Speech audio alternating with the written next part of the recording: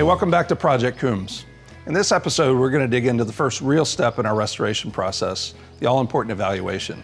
Just as we would do on our customers' cars, we're going to give the old Mark II a thorough look over to determine its worthiness for the restoration process before we start taking things off the car.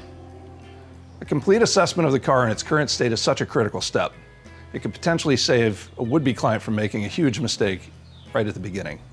Now, the truth is, not every old car is an ideal candidate for restoration.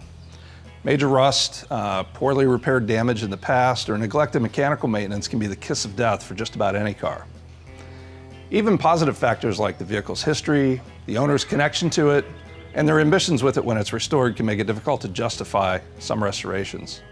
Too often we've seen a customer's hopes and dreams come undone when irreparable damage is discovered way too late. So what about our 1961 Mark II?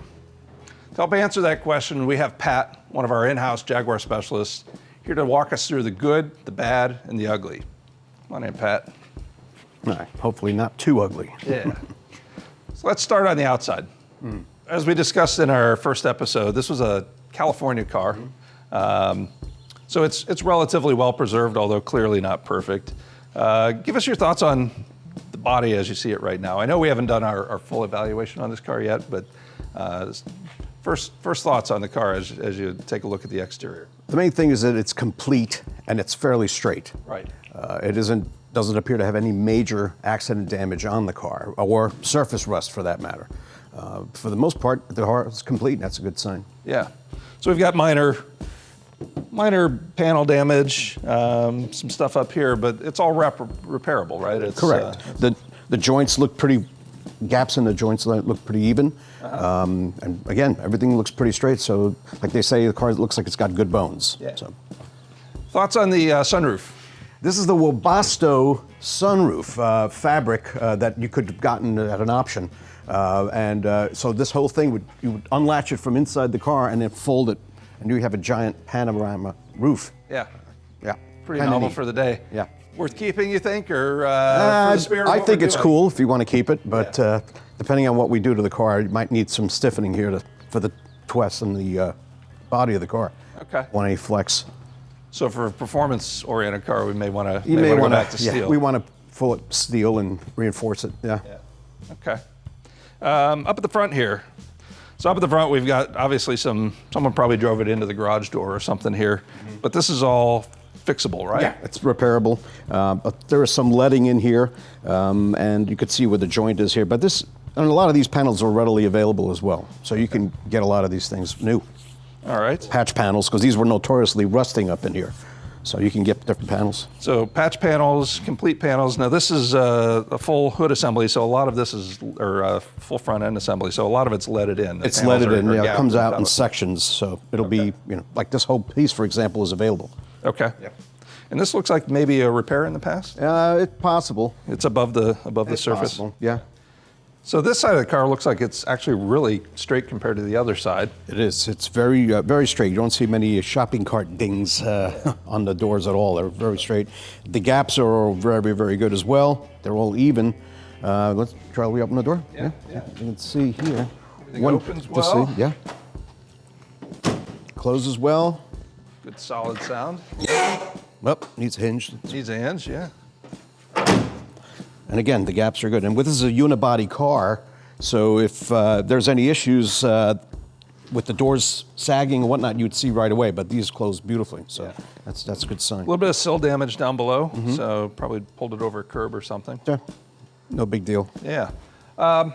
Chrome's got pitting. Let's talk about the chrome. This car's got a lot of chrome on it. Yes. Well, they call it patina.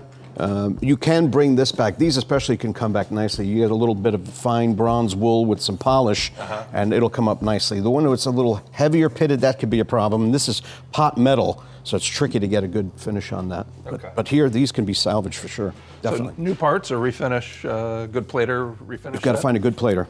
Okay. Yeah, a really good plater who's experienced with that type of metal. We've got sources for that. The side spats are with the car, but off. Right. And I know we were talking about doing, with the Coombs treatment, we were talking about doing a little more open style. Right. But The originals would come down to about here. Yeah. Whereas the Coombs version would be about this, like this. Like so a the tire modern can be taken contemporary off car. without taking the skirt Correct. off. Right. Correct. Right. So we've got all that. Let's let's walk around to the back as well, because I know there's a little bit of rust damage in the trunk here. All right, so at the back of the car here now, there's a bit more rust than we've seen on the rest of the car, but it looks like it's contained to the lower lip of the trunk there. That's right. This is pretty typical of these, where they rust down here, and you can get this panel, a repair panel, patch panel, that would come in here. So just a that. skin overlay, we Correct. would patch it and bring it in and retain the frame underneath it and everything. Yep. I see some lenses there need to be replaced, but lights are available for this car. Yeah, you can get these reproduced, definitely. I think the most important thing for the Mark II is it's got its disc brake warning symbol there still. That's a critical part of the essence of this car. The idea was that because this car was one of the first sedans to have four-wheel disc brakes, the stopping power was so great that you had to warn the people that were behind you because they could be running too close and hit you. So they had this little warning symbol here saying this car has disc brakes. So if they're really fast readers. Yeah. Okay. And their eyesight's good. Yep. Inside here. See, pretty typical condition, but what we're seeing inside the trunk doesn't look like a lot of rot or anything in the fenders, right? No, it's pretty typical. It's an old car, but it isn't rusted out. Doesn't show any accident damage, which is really good because these used to get rear-ended quite a lot. Yeah. But this is all nice and straight. There isn't even any sign of any kind of bodywork, Bondo being done there. Yeah. Fuel pumps in location where it's supposed to be. This is typical. Not in bad shape at all. Just needs a good going over. That's about it. Car like this, none of the rubber would be reused. Obviously, this is all really badly deteriorated, but full restoration, we're going to start with new rubber, and it's all available for this car as well. Yeah, everything's available. Oh, look. Oh, yeah. This is the original. That goes with the toolkit. It goes with the toolkit. We'll show you that later, yeah? Yeah, cool. All right, so what we've got here is very clearly the original interior. Yeah. The leather is deteriorating, the foam's deteriorating. Every time we touch it, a little more of it crumbles apart. Yeah. But the wood's all here. The wood's there. The couple pieces for the dash top are out of the car, but we do have it here. It's all original. It hasn't been modified. You were saying the radio's original? The radio's the original radio, yeah. It looks like it's an AM/FM radio, too, to boot. It's got the shift knobs original, also the overdrive indicator there is all intact in piece, yeah. So it's got all the original goodies. All right, so let's talk about the heart of the car here, the engine. Now, we have very little knowledge of what happened with this car before we received it, but we were told that the engine was rebuilt at some point. And looking at it, very obviously someone has had it apart and done some cosmetic work, if nothing else. We did do a bore scope when it first came in to take a look inside, and it looks like it's all clean. It looks like it's never been run. That's important. So this is the 3.8 engine originally that came with it. We've already looked at the numbers, from the heritage certificate, and know that everything matches. So that's a good starting point. Yeah. But as we covered in the first video, this is the bigger six-cylinder of the two. It's the 3.8 liter. Twin carb setup on this engine. That's the standard setup. What else do we get into, with this engine, the 3.8? Well, it's a great engine. It's a great revving engine, smooth, and they were very desirable in these cars. Good power, yep. And there was a lot you could do. But once, like you said, we're going to open it up and just make sure go over the whole thing again. Make sure the pistons, the rods, everything, crankshaft, and then of course the timing chain. So everything's going to be taken apart. And we'll start with a clean sheet of paper. Likely it may not need machining, which is unlike a lot of the cars that come in. A lot of the cars we have to start with machine work. And so we really won't know until we tear the engine down. That's not something we can know just by looking at it visually. No, you have to do it the right way, and you got to open it up. Yeah. Everything else looks complete under here. Yeah, you have the car originally came with power steering. The pump is there, back to the attached to the back of the generator. Voltage regulator, the fuse box, the master cylinder for the brakes, as well as the clutch master. And you also have the brake booster here, the servo, and the wiper motor looks to be original as well. And it looks like the brake lines have been replumbed. Those look fairly new and recent. Someone had spent some time on that. That's correct. Good. Ignition systems for this, I know the distributor cap's off of it right now. It's got the standard points and condenser setup. You can convert that to something more modern. It's more reliable. Yeah. Same with the generator. The power steering could be eliminated and give you more power. There's all kinds of options here that you can incorporate in this car. And a lot of these modern systems still look like the original. That's right. So we're keeping the spirit of the car intact while giving it a little more reliability and easier service, which is probably the way we'll go with this one as well. That's a good idea. Yeah. Transmission that backs us up is a 4-speed with overdrive. This is the 4-speed manual, all synchro mesh gears on all 4, and it's got the overdrive, which is very desirable. Yep. So again, this came in as a non-running car. We have no idea how all of this works, if all of it works. The gearbox, is that something we could assess by tearing it down, or Yeah, you can open it up, remove the top cover, and you can peer inside. You can look at the synchro rings. You can look at the gears, the teeth on the gears, how they mesh. so we can see if it's been abused and neglected? And Hopefully there's still some fluid in it, so when you drain it, you can see the condition of it right away. If there's any metal bits or anything like that in there. Wonderful. Brake system, we talked about this. It's a 4-wheel disc brake car. Four-wheel discs. It looks like the system has had some work. What we don't know yet is calipers, condition of rotors. I mean, we'll probably start with new rotors That's going anyway to at be this all point. changed, yeah, the pads, the calipers, the hoses, and everything done the right way, make sure. And if the parts are, again, readily available, calipers are available, so no problem at all. Okay. So from an overall standpoint, this looks like a decent restoration candidate. We haven't gotten ourselves in too deep on Right, this like one you at this said, we point. still need to go up underneath and give it a complete once-over, but from what I see right now, this is a good one. Good, good.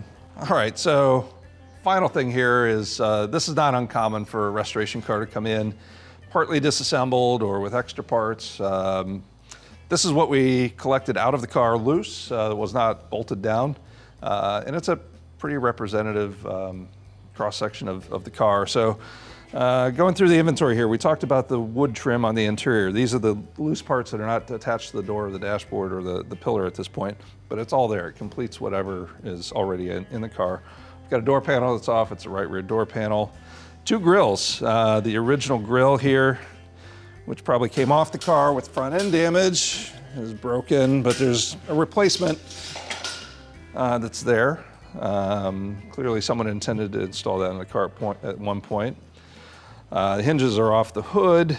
Behind that, we've got the original toolkit. The original toolkit with all the original tools, and earlier you saw I found the tire pressure gauge. Goes right in that slot. So we've got a complete toolkit there, minus whatever goes on the lid of the kit itself. And you're saying that's a really valuable piece. That's very sought after, You had to complete replace that if it toolkit. didn't come in this car, what are we talking, several $100s? At least, probably more. Okay. Yep.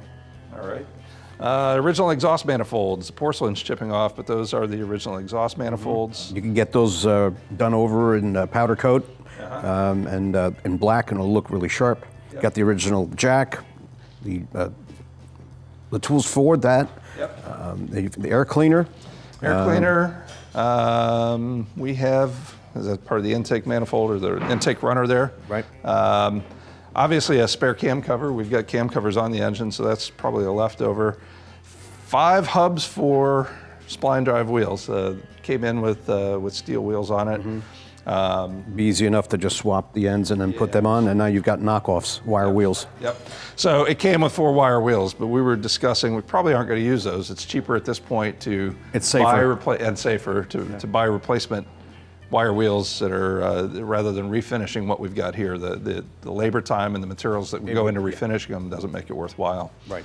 And we do have the knockoff caps that go with that. Is that something we'd probably replace as well? Well, we could clean those up. It would be best to keep those because those are much better than some of the replacement ones if they're salvageable, and I'm pretty sure they are. And then, of course, the bumper, that looks really nice and straight. Yep. And the side spats Yes. for the rear fenders. So we've got those. Even though we're planning on probably modifying them, the fact that we have those is an important. And they haven't been damaged, so no accident. They're very straight, so that's very good. A lot of these were rusted out. Yeah. So this isn't uncommon at all. And in fact, a lot of the cars that we get in come in with boxes and boxes of parts. This car was mostly complete. It makes it easier to inventory what's missing and what's here. So this is actually a pretty good starting point as well. Yeah. Okay, so with all that factored in, we can get to work on the next step in our process, which is building the guidelines and the work plan to move forward. We'll cover that in the next episode, and from there we'll get a better sense of how much time it's going to take and what it's going to cost to put this Mark II back on the road looking like it was brand new. Make sure to subscribe to the channel to catch the next episode, as well as other videos from Ragtops and Roadsters. Let's keep those old cars on the road, all right?